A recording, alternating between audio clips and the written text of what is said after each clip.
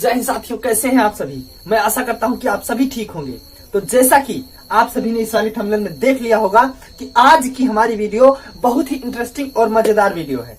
क्योंकि आप सभी के मन में एक डाउट यह रहता है कि डायरेक्ट इनडायरेक्ट में इफ कहां पर लगाएं और वेदर कहां पे लगाएं। इंट्रोगेटिव सेंटेंस का जब हम डायरेक्ट इनडायरेक्ट बना रहे होते हैं तो वहां पे इफ कहां पे लगाना है, वेदर कहां पे लगाना है। जब क्वेश्चन वर्ड मतलब जब आपका सेंटेंस इंट्रोगेटिव हो, कहां पे क्या लगाएं, ये आपके मन में अक्सर कंफ्यूजन क्रिएट करता है। आमतौर पे लोग ये बता भी देते हैं कि आप कहीं भी इफ का यूज करें, उससे कोई दिक्कत नहीं आएगा। मॉडर्न इंग्लिश में कहीं भी आप इफ का यूज कर सकते हैं, उससे कोई प्रॉब्लम नहीं आने वाली है। लेकिन आपको इनके बीच का जो डिफरेंस है, जो अंतर है, वो जानना आपके लिए बहुत ही जरूरी है। क्योंकि ये अंतर आपको एक नॉलेज, एक ज्ञान, एक स्पेशल नॉलेज से वंचित कर सकता है। तो आइए आज हम उसी के बारे में थोड़ा चर्चा कर लेते हैं। इफ एंड वेदर, इफ कहां पे लगाएंगे, ER होता है, सॉरी, और वेदर कहां पे लगाएंगे। जैसा कि मैंने आप लोगों को अपने इंट्रोगेटिव यानी कि डायरेक्ट इनडायरेक्ट के लेक्चर 4 में इंट्रोगेटिव सेंटेंस का इनडायरेक्ट बनाना मैंने सिखाया था। वहां पे मैंने आप लोगों को एक बार बताई थी, क्लियरली बताई थी कि हम जब कामा और इन्वर्टेड कामा इंट्रोगेटिव सेंटेंस के हटाते हैं तो हम वहां पे इफ या वेदर का यूज करते हैं एज अ कंजक्शन। किस प्रकार से? एज अ कंजक्शन हम इफ या वेदर का यूज कर लेते हैं। लेकिन कहां पे हम इफ लगाएं, कहां पे वेदर लगाएं, ये हमारे मन में अक्सर एक कंफ्यूजन क्रिएट करता रहता है कि कैसे हम जानेंगे कि हाँ इफ लगेगा कि वेदर लगेगा। थोड़ा सा ये सेंसिटिव मामला है, थोड़ा सा ये सेंसिटिव हो जाएगा आप सभी के लिए, तो इसको बहुत ढंग से और ध्यान से आप लोग समझिएगा। मैं वेदर का यूज अगर आप लोगों को बता दूं कि वेदर का यूज हम कहां पर करेंगे, तो आप इफ उसके अलावा जो कुछ भी बच गया वहां पे आप इफ लगा लीजिए धूम धड़ाके से, कोई दिक्कत उसमें नहीं आएगी। मैं वेदर को पहले क्लासिफाई कर रहा हूं कि कहां पे आप वेदर का यूज करेंगे। तो सबसे पहला वेदर का जो यूज है, दूसरा और तीसरा, यही 3 कंडीशन है। पहली कंडीशन, दूसरी कंडीशन और थर्ड कंडीशन, ये 3 कंडीशंस हैं जो वेदर को इफ से अलग करती हैं कि उस जगह पे आपको वेदर ही लगाना है और उस जगह पे आपको इफ ही लगाना है। कौन कौन सी कंडीशन? 3 ठो। पहली कंडीशन आपका हो जाएगा सेंस, दूसरी कंडीशन आपकी चॉइस, थर्ड कंडीशन आपकी हो जाएगी कंडीशन। अब तीनों को थोड़ा हम बारीकी से समझ लेते हैं, इन तीनों बातों को हम थोड़ा बारीकी से समझ लेते हैं। तो मैं सबसे पहले यहाँ कंडीशन से स्टार्ट कर रहा हूं। कंडीशन की मतलब, कंडीशन का अर्थ होता है शर्त रखना। शर्त रखने का मतलब कि यदि तुम कठिन परिश्रम करोगे तब पास होगे। तो यहाँ पे शर्त रखी गई कि अगर कठिन परिश्रम नहीं करोगे तो पास नहीं होगे। यदि तुम हार्ड वर्क यानी कठिन मेहनत करोगे तब एक बड़ा बिजनेसमैन बनोगे। मतलब यहाँ भी एक कंडीशन शर्त रखी गई है, यहाँ भी एक कंडीशन है, शर्त रखी गई है। तो ऐसे sentences, if you work hard you will be success in your business, ऐसे सेंटेंस जिनमें कंडीशन शो हो, शर्त शो हो, पहले से ही इफ लगा हो, ये कंडीशंस की श्रेणी में आते हैं जिनसे एक शर्त शो हो। यहाँ पे कंडीशन रखी गई है, नियम शर्त रखी गई है कि अगर आप ऐसा करेंगे तभी ऐसा हो पाएगा। जैसे अगर आप पढ़ेंगे तभी आप पास हो सकेंगे। ऐसे कंडीशन, ऐसे सेंटेंस भी रिपोर्टेड स्पीच में आ सकते हैं, आपके बिल्कुल आ सकते हैं, जायज है। तो वहां पे आप जब आप इसका जो है इनडायरेक्ट यानी कि अप्रत्यक्ष नरेशन बनाएंगे तो वहां पे आपको करना है यूज वेदर का। फॉर एग्जाम्पल अगर मैं बताऊं आप लोगों को, he said comma inverted comma if you work hard you will be success in your aim. अगर मान लीजिए एक क्वेश्चन लिखा है कि he said comma inverted comma if you will work hard comma you will success, SUCCESS, success. अगर मान लीजिए आपका सेंटेंस ऐसे लिखा है, पहले से ही इसमें इफ लगा हुआ है तो आप इन कंडीशन में वेदर ही लगाएंगे। और दूसरी बात, यहाँ पे if you will work hard, अगर तुम कठिन परिश्रम करोगे तभी सक्सेस होगे, तभी सफल होगे। तो यहाँ पे शर्त शो हो रही है, शर्त दी गई है, तो इसका हम इंडायरेक्ट बनाएंगे ही आस्क्ड वेदर। वेदर के बाद इफ हट जाएगा यहाँ से, बिल्कुल ध्यान से सुनिएगा, इफ यहाँ से हट जाएगा और बनेगा क्या, he would work hard and he would success. ऐसा ये बनेगा, क्योंकि आगे वाला पास्ट में था। अगर आप लोगों ने अभी पिछली वीडियोस जो मैंने डायरेक्ट इनडायरेक्ट के लिए बनाई थी नहीं देखी हैं, तो कमेंट सेक्शन में उनकी लिंक है, सॉरी डिस्क्रिप्शन में उनकी लिंक है, जाके देख लीजिएगा। अगला चॉइस। चॉइस का मतलब जैसे आप लोगों से कहते हैं कि आपके पास सिर्फ इतनी चॉइसें हैं, इतनी चॉइसें हैं, मतलब आपके पास आप चाहे वो लीजिए या वो लीजिए। जैसे फॉर एग्जांपल मैं बताऊं कि do you like to take tea और कॉफी, आप चाय पीना पसंद करेंगे कि कॉफी पीना पसंद करेंगे। तो यहां से आपकी चॉइस, आपको चुनना है एक चीज, दो में से एक का चुनाव आपको करना है। क्या? जहां पे आपको चॉइस का मतलब चॉइस आपकी दिखाई जाए वहां पे आपको वेदर का यूज कर लेना है। चॉइस फॉर एग्जांपल मैंने बताया कि he asked me comma inverted comma do you have coffee और टी, क्या तुम कॉफी लोगे या टी टी लोगे या पियोगे, कुछ भी करके। तो अगर आप इसका बनाएंगे तो he asked me whether you आगे आ जाएगा, वेदर आई डिड हैव भी रह जाएगा, आई डिड हैव कॉफी और टी।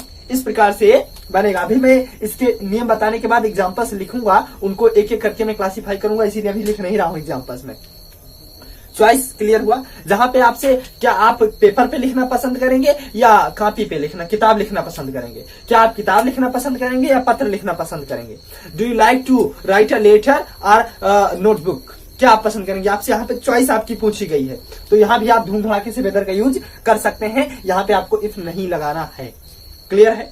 अब एक जो सबसे मेन सेंस, इसीलिए मैंने इसको लास्ट में रखा कि इस बात को आप लोग थोड़ा डीपली अच्छे से समझ जाएं, नहीं तो दिक्कत हो जाएगी। देखिए ध्यान से, इन दोनों कंडीशन में अगर ये दोनों कंडीशंस आती हैं, चॉइस और कंडीशन वाली कंडीशन अगर आती हैं, तो आपको वेदर का यूज करना ही करना है। अगर ये दोनों कंडीशन आएंगी तो आपको वेदर का यूज करना ही करना है। फिर उसमें no change, there is no change, उसमें कोई परिवर्तन नहीं किया जाएगा। बट लेकिन अगर ये कंडीशंस नहीं है, फिर भी आप किसी भी सेंटेंस में धूम धड़ाके से वेदर का यूज कर सकते हैं। लेकिन कुछ सेंटेंस ऐसे होते हैं जिनमें आपको इफ का ही यूज करना होगा। बस आपको, आप अगर वेदर का यूज करेंगे तो आपका मीनिंग अर्थ में क्या चेंज आएगा, और अगर आप इफ का यूज करेंगे तो उसके मीनिंग अर्थ में क्या चेंज आएगा, ये मैं बात कर लेता हूं।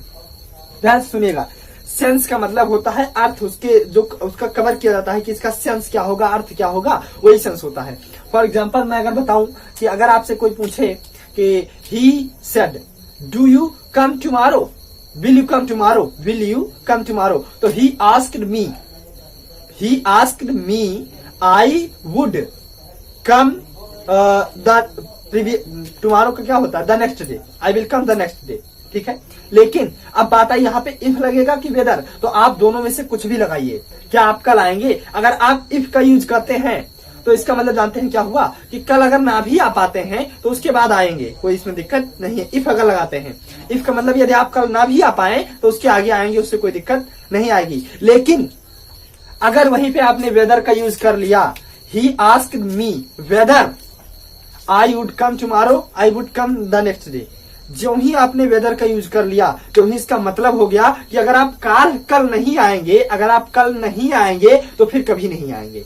वेदर का मतलब यही निकलेगा कि अगर आप कल नहीं आएंगे तो फिर कभी नहीं आएंगे। और इफ का मतलब हुआ अगर कल नहीं आएंगे तो उसके आगे भी आप आ सकते हैं, कोई दिक्कत नहीं है। तो ऐसे कंडीशन यानी कि जो सेंस कवर करने वाले सेंटेंस हैं, जिनमें आपको सेंस कवर करना बहुत ही इंपॉर्टेंट और इसेंशियल हो जाता है, वहां पे आप लोगों को ये चीजें जरूर ध्यान में रखनी होगी।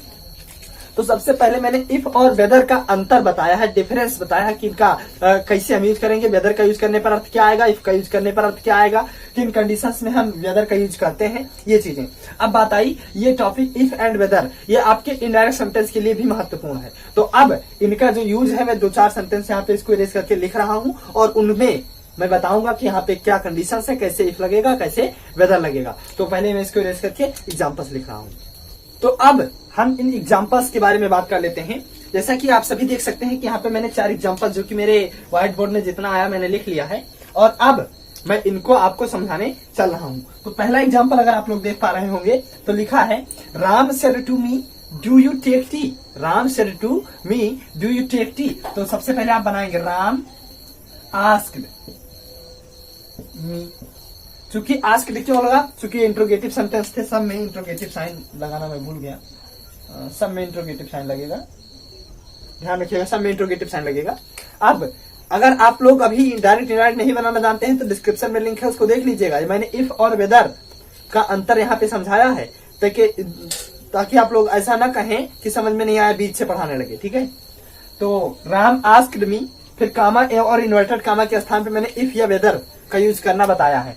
तो डू यू टेक टी, क्या तुम चाय पियोगे? यहाँ पे आपको ना ऑफर कोई दिया गया है, ना कोई चॉइस आपकी शो हो रही है, ना कंडीशन शो हो रही है। तो आप यहाँ धूम धड़ाके से इफ का यूज करिए। किसका? इफ का यूज करिए। If I did take tea, ऐसे बनेगा। अगला हरी सेड, तो हरी आस्क्ड आप पहले बनाइए। हरी आस्क्ड, ASKED, हरी आस्क्ड। उसके बाद में कामा और इन्वर्टेड कामा के स्थान पे आपको लगाना है इफ या वेदर। क्या लगेगा? डू यू टेक टी और कॉफी, क्या तुम चाय पियोगे या कॉफी? तो यहाँ पे आपको चॉइस आपकी बताना है। तो जब आप चॉइस अपनी बताएंगे तो वेदर लगाएंगे, तो आप जानते ही हैं बात को। तो वेदर, WHEATHER, वेदर। अब यू आगे आएगा उसी तरह से, फिर ही डिड टेक टी और कॉफी, ऐसे आपका ये बन जाएगा। चलिए अगला, आई आस्क्ड हिम, कामा और इन्वर्टेड कामा के स्थान पे यहाँ पहले से ही इफ लगा है, और इफ लगा है मतलब एक कंडीशन शो करेगा। कंडीशन शो करने से ही तुरंत हम यहाँ पे वेदर का यूज करेंगे। तो यहाँ पे हम लगाएंगे वेदर, WHEATHER, वेदर। उसके बाद में ही थर्ड पर्सन प्रोनाउन है, there is no change, nothing will change. He work hard यहाँ पे लिखा है, तो ही वर्कड हार्ड हो जाएगा। उसके बाद में ही वुड पास हो जाएगा। ऐसे आप बना लीजिएगा। चलिए अगला, he said will they teach Hindi, तो ही आस्क्ड कामा एरोनेटेड कामा के स्थान पे इफ लगेगा, क्योंकि यहाँ पे ना तो कंडीशन शो हो रही है, ना चॉइस शो हो रही है। अर्थ के आधार पर लगाना कोई विशेष औचित्य में नहीं मान रहा हूं कि आप वेदर भी लगा सकते हैं, बस अर्थ में कहां से क्या परिवर्तन आएगा मैंने आपको बता दिया है। तो आप यहाँ पे वेदर का यूज भी कर सकते हैं। तो विल दे टीच नहीं, दे आगे आएगा, दे थर्ड पर्सन प्रोनाउन नहीं बदलेगा, तो दे वुड टीच हिंदी, यही बनेगा। तो मैं आशा करता हूं आप सभी ये सारे 4 सेंटेंस जो मैंने लिखे थे आप समझे होंगे, इफ और वेदर का अंतर भी समझ पाए होंगे। और मैं अब मिलते हैं अपनी नेक्स्ट वीडियो में, तब तक के लिए जय हिंद।